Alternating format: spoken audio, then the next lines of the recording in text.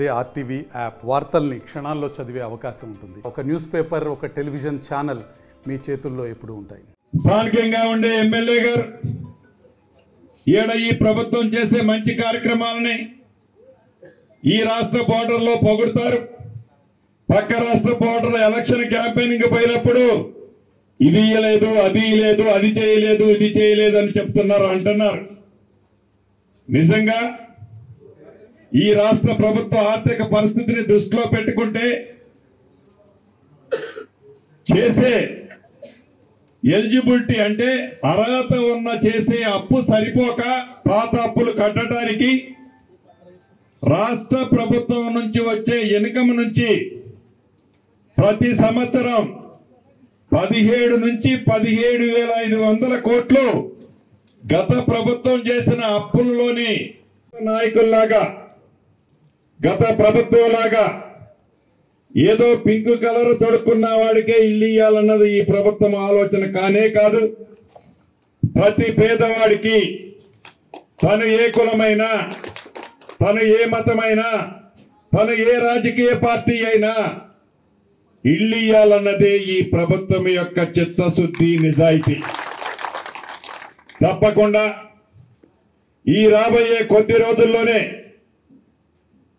గతంలో సగం కట్టి, ఇందాకనే విఠలన్న చెప్తున్నారు, గతంలో సగం కట్టి వదిలేసిన ఇల్లు గురించి ఇంకా ఒక గంటన్నరలో మీ జిల్లా అధికారులతో రివ్యూ పెట్టుకున్నాను.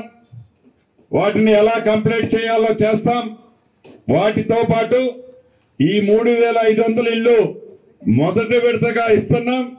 రాబోయే రోజుల్లో అర్హులైన ప్రతి వాళ్ళకి వారి చిరకాల కోరిక పేదవాళ్ళది ఏదైతే ఉందో ఇందిరమ్మ ఇల్లు ఇచ్చి తీరుతాం. అంతేకాదు జనవరి నెల నుంచి తెల్ల రేషన్ కార్డు ఉన్న వారికి గతంలో దొడ్డి బియ్యం ఇచ్చేది. ఇందిరమ్మ రాజ్యంలో ఎన్నికల్లో చెప్పాం సన్న బియ్యం ఇస్తామని. బరాబర్ వారందరికీ కూడా సన్న బియ్యం ఈ ప్రభుత్వం ఇవ్వబోతుంది. రాష్ట్ర వ్యాప్తంగా వడ్లు పండించిన మా రైతు సోదరులకు చెప్తున్నాను, ఈనాడు ప్రతిపక్షంలో ఉన్న నాయకులు మాట మాట్లాడితే కల్లాల బాట పడతాం, రోడ్ల బాట పడతాం, మిల్లుల బాట పడతాం అంటున్నారు. వారి ప్రభుత్వం ఉన్నప్పుడు ఏ మిల్లుల కోసం అయితే, వారి తొత్తుల కోసం అయితే తాపత్రయపడి పేదోడు సొమ్ము ఇప్పటికీ 20,000 కోట్ల రూపాయలు మిల్లుల దగ్గర ఆగిపోయాయి.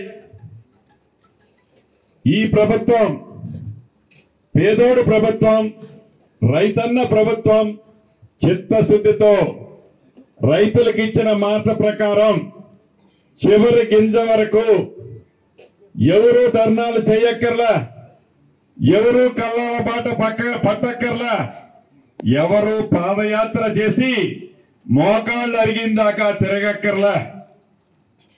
ఇది పేదోడి ప్రభుత్వం. నీతి నిజాయితీతో ఇందిరమ్మ రాజ్యంలో ప్రతి పేదవాడికి అండగా ఉండి తీరుద్ది. ఇంకా ఇలా చెప్పుకుంటా పోతే ఈ 11 నెలల్లో ఇందిరమ్మ రాజ్యంలో ఎన్ని మంచి కార్యక్రమాలు చేశాం, ఇంకా రాబోయే రోజుల్లో చేసే కార్యక్రమాలు ఇంకా చాలా ఉన్నాయి. ఇచ్చిన ప్రతి మాటని తూచా తప్పకుండా ఒక పూట వెనక ముందు ఎన్నికల కోసమే కాకుండా ఈ ప్రభుత్వం చిత్తశుద్ధితో పని చేస్తుంది. మొన్న చూశారు ఫార్మాసిటీ అని గౌరవ ముఖ్యమంత్రి రేవంత్ రెడ్డి గారి కాన్స్టిట్యున్సీలో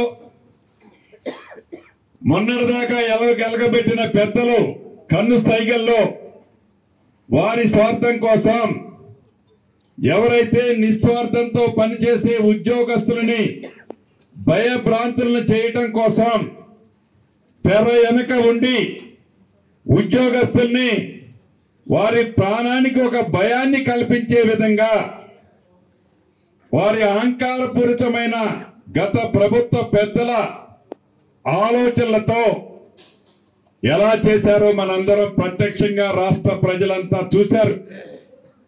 వారు ఫోన్లలో ఏమేమి ఆ భూములు లేని నిరుపేదలకి రెచ్చగొట్టి ఆ కలెక్టర్ని చంపాలని ఎలా ప్రోవోక్ చేశారో ఇదంతా చూస్తున్నాం. ఆనాటి ప్రభుత్వ పెద్దలకి ఈ వేదిక ద్వారా ఒకటే చెప్పదలుచుకున్నా, ఇలా రెచ్చగొట్టడం, ఉద్యోగస్తుల్ని భయభ్రాంతుల్ని చేయటం, ఉద్యోగస్తుల్ని భయభ్రాంతుల్ని చేసి వారి ప్రాణాలని పణంగా పెట్టి ఏది పని చేయాలని తాపత్రయపడుతున్నారో దానిని బ్రేక్ చేయాలని ఎవరైతే కొంతమంది పింక్ కలర్ నాయకులు, అందుట్లో మామూలు నాయకులు కాదు అసలు నాయకులు పాత్ర ఉందో ఆ పాత్ర అంతా ఈ రాష్ట్ర ప్రభుత్వం ఎక్స్రే తీసినట్టు ప్రతి దాన్ని తీస్తుంది. తప్పు చేసిన ప్రతి వాడిని ఈ ప్రభుత్వం వదిలిపెట్టదని కూడా ఈ వేదిక మీద నుంచి తెలియజేస్తున్నాను. ఇందాక విఠలన్న మిగతా మిత్రులు చెప్పారు, ఆనాడు 2020లో తెచ్చిన రెవెన్యూ చట్టం కానీ ధరణి అనే కార్యక్రమం ఏదైతే మహా అద్భుతమని చూపించి భూములున్న ఆసాములకి భయభ్రాంతులకి గురి చేసి తెలంగాణలోని సుమారు 2.5 లక్షల ఎకరాలు 2.5 కోట్ల ఎకరాల భూమిని విదేశాల్లో ఉండే సంస్థలకి తాకట్టు పెట్టి తెలంగాణ ప్రజల్లో మనోభావాలని ఆడుకున్న వాటన్నిటినీ ఈ ప్రభుత్వం యుద్ధ ప్రాతిపదిక మీద ఏ ఒక్క ముఖ్యమంత్రి ఏ ఒక్క రెవెన్యూ మంత్రి నిర్ణయాలు తీసుకోకుండా ప్రతి అంశాన్ని ప్రజల ముందు పెట్టి ప్రతిపక్షాల అభిప్రాయాలు కూడా తీసుకొని వాటన్నిటినీ పరిష్కరించే దిశలో ఈనాడు ఈ ప్రభుత్వం పనిచేస్తుంది.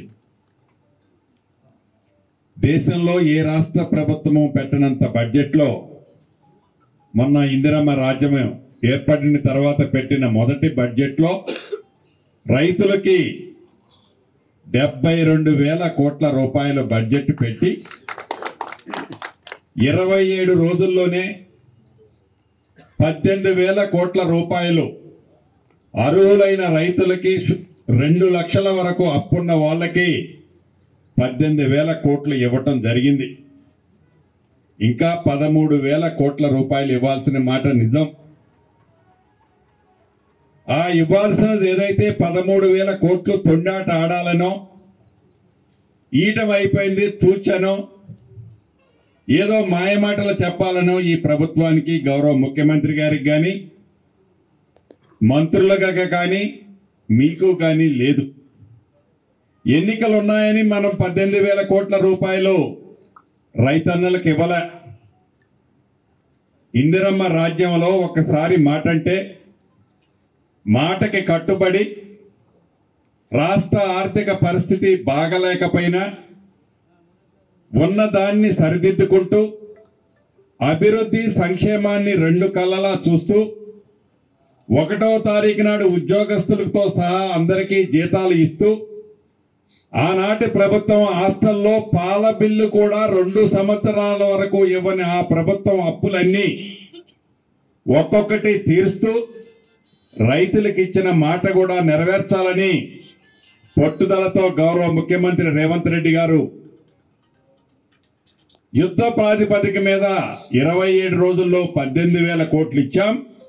ఈ డిసెంబర్ లోపే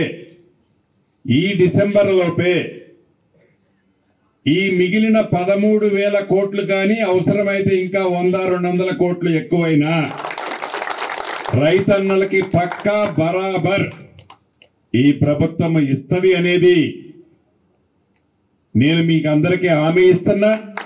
మీరు కూడా ఇక్కడున్న రైతన్నలకు కూడా కొంతమంది మాఫీ కావాల్సిన వాళ్ళు ఉంటారు. మీ గ్రామాలలో ఈ ప్రభుత్వం పక్షాన గౌరవ ముఖ్యమంత్రి రేవంత్ రెడ్డి గారి పక్షాన పక్కాగా మీరు హామీ ఇవ్వచ్చు. మాట తప్పేది ఈ ప్రభుత్వము లేదని కూడా మరొక్కసారి మీ ద్వారా రాష్ట్ర రైతన్నలకి మనస్ఫూర్తిగా తెలియజేసుకుంటున్నా. రైతు భరోసాని కూడా తప్పకుండా ఈ రాబోయే రోజుల్లో రైతు భరోసాని ఒక కిస్తీనైతే ఇమ్మీడియట్లీగా కూడా ఇవ్వాలన్నది చిత్తశుద్ధితో ఈ ప్రభుత్వం పనిచేస్తుంది. అది కూడా ఇస్తామని కూడా ఈ వేదిక ద్వారా రైతన్నలకు తెలియజేస్తున్నాం. ఎన్నికల్లో చెప్పాం, ధాన్యానికి మద్దతు ధరతో పాటుగా అదనంగా క్వింటాలకు 500 రూపాయలు ఇస్తామని చెప్పాం. ఈ పంట నుంచే తెలంగాణ రాష్ట్రంలో పండించిన సన్న వడ్లకి చిత్తశుద్ధితో ప్రతి క్వింటాలకి 500 రూపాయలు ఎంఎస్పి రేటు కంటే అదనంగా కూడా మీ ఖాతాల్లో మీరిచ్చిన ధాన్యం ప్రకారం మీ ఖాతాల్లో జమ చేయబోతుంది అన్నది కూడా మరొక్కసారి రైతన్నలకు చెప్తున్నాం. ఏదైతే గడిచిన 10 సంవత్సరాల్లో రాష్ట్ర వ్యాప్తంగా అర్హులైన చాలా మంది కుటుంబాలు తెల్ల రేషన్ కార్డు లేని కారణంగా బియ్యం కానీ, ఆసరా పెన్షన్ కానీ, ఇందిరమ్మ ఇల్లు కానీ రాక ఇబ్బంది పడ్డ రోజులున్నాయి. ఏదైతే మొన్న గౌరవ ముఖ్యమంత్రి గారు పైలట్ ప్రాజెక్టు కింద చేపట్టామో కుటుంబ సర్వే, దీనికంటే ముందు ప్రతి కుటుంబానికి ఒక స్మార్ట్ కార్డు ఇస్తామని చెప్పి స్మార్ట్ కార్డుని పైలట్ ప్రాజెక్టుగా రాష్ట్ర వ్యాప్తంగా ప్రతి నియోజకవర్గానికి 2 ప్రాంతాలు సేకరించి దాంట్లో ఏవైతే ఇబ్బందులు మంచి చెడు ఉందో వాటన్నిటినీ సేకరించాం. ఈ కులగణనకు సంబంధించిన రాష్ట్రంలో ఉన్న ప్రతి ఇంట్లో ఆర్థిక, సామాజిక, రాజకీయ, ఇతరత్ర అన్ని రకాలకు సంబంధించిన సర్వే ఇప్పుడు జరుగుతుంది.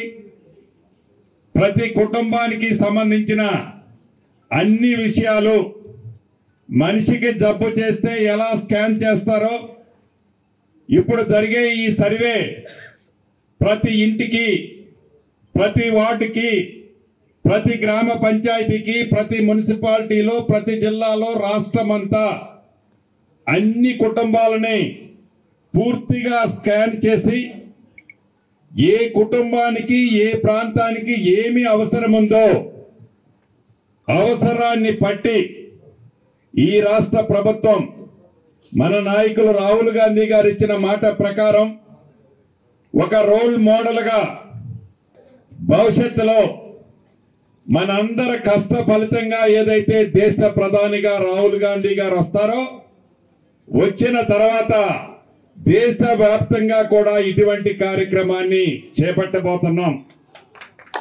ఇది కంప్లీట్ అవడంతోనే నాకు తెలిసి 20-22 తారీఖులకి పూర్తవుతుంది. ఇది కంప్లీట్ అయిన తర్వాత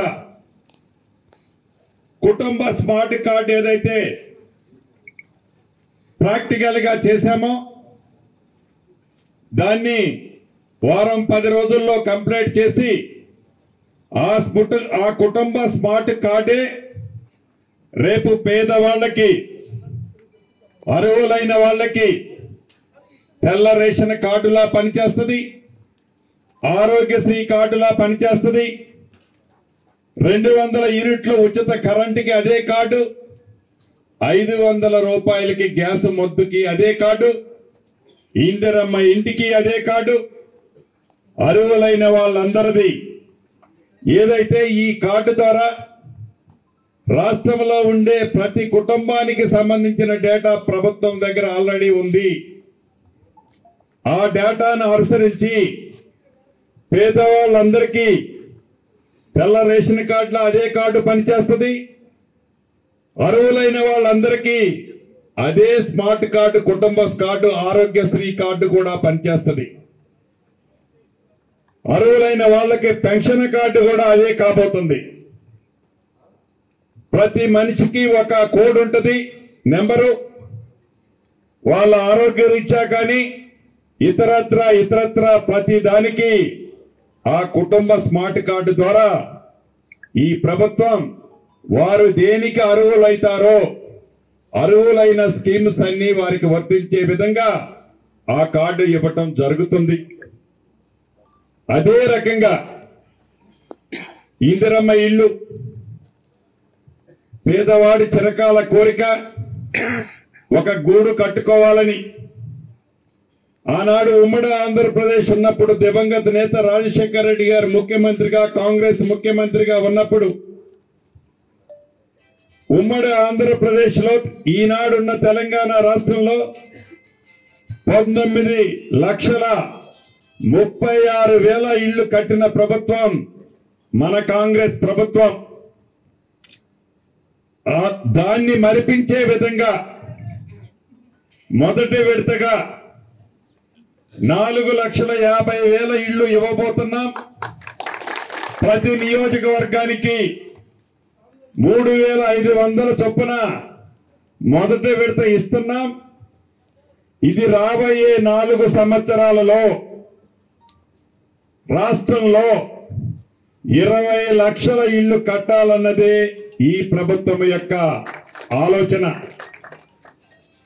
అంతేకాదు ఎప్పుడు ఎన్నికలు వచ్చినా ఇదిగో మీరు ఈసారి గెలిపిస్తే ఇటువంటి డబుల్ బెడ్రూమ్ ఇస్తామని చెప్పి టీవీలలో పేపర్లలో బొమ్మలు చూపించి మాయ మాటలు చెప్పి 2 సార్లు ముఖ్యమంత్రి అయ్యారు. తీరా ఇచ్చింది ఎంత అంటే ఇల్లు కానీ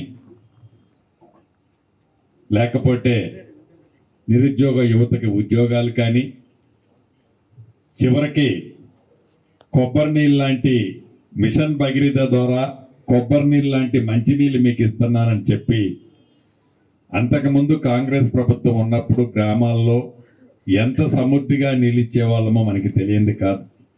వాటన్నిటినీ మూలపెట్టి సుమారు 38,000 కోట్ల రూపాయలు ఖర్చు పెట్టి పేదోడు సొమ్ముని కొల్లగొట్టి ఆ మంచినీళ్ళ స్కీమును కూడా అటుకెక్కించిన మహాప్రబుద్ధుడు ఆనాటి ప్రభుత్వము, ఆ పెద్దలు. వాటన్నిటినీ సరిదిద్దుకుంటూ రైతును రాజు చేయాలని, రైతు కళ్ళంట నీళ్లు రావద్దని, పేదోడి చిరకాల కోరిక ఇందిరమ్మ ఇల్లు నెరవేర్చాలని, రైతును రాజు చేసే దాంట్లో పండించిన పంటకి గిట్టుబాటు ధరతో పాటు ఆనాటి ప్రభుత్వం శంకుస్థాపనలు చేసి లక్షలాది కోట్ల రూపాయలు ఏదైతే ఇరిగేషన్ ప్రాజెక్టుల మీద వెచ్చించి ఆ వెచ్చించిన ప్రాజెక్టులు ఏవి కూడా సాగులోకి రాకుండా స్తూపాలలాగా శిలా పలకలతో కనిపిస్తుంటే వాటన్నిటినీ చిత్తశుద్ధితో ఈ ప్రభుత్వం పూర్తి చేయాలని, 10 సంవత్సరాలలో ఏ పేదోడికి తెల్ల రేషన్ కార్డు కానీ కొత్త ఆసరా పెన్షన్ కానీ ఇస్తే ఏడైనా బై ఎలక్షన్స్ వస్తే ఏ ఎమ్మెల్యే అయినా చనిపోతే అక్కడ బై ఎలక్షన్స్ వస్తే ఎన్నికల దృష్టిలో పెట్టుకొని అక్కడ ఆనాటి ప్రభుత్వం తెల్ల రేషన్ కార్డులు కానీ ఆసరా పెన్షన్ కానీ ఇవ్వటం జరిగేది. ఈ ఇందిరమ్మ రాజ్యంలో వాటన్నిటినీ సరిదిద్దాలని, ప్రతి భూమి ఉన్న ఆసామికి అభద్రత ఉంది. మరిన్ని వీడియోస్ కోసం ఛానల్ ని సబ్స్క్రైబ్ చేయండి. లేటెస్ట్ అప్డేట్స్ కోసం వాట్సాప్ ఛానల్ ని ఫాలో చేయండి. అండ్ లింక్ డిస్క్రిప్షన్ లో ఉంది.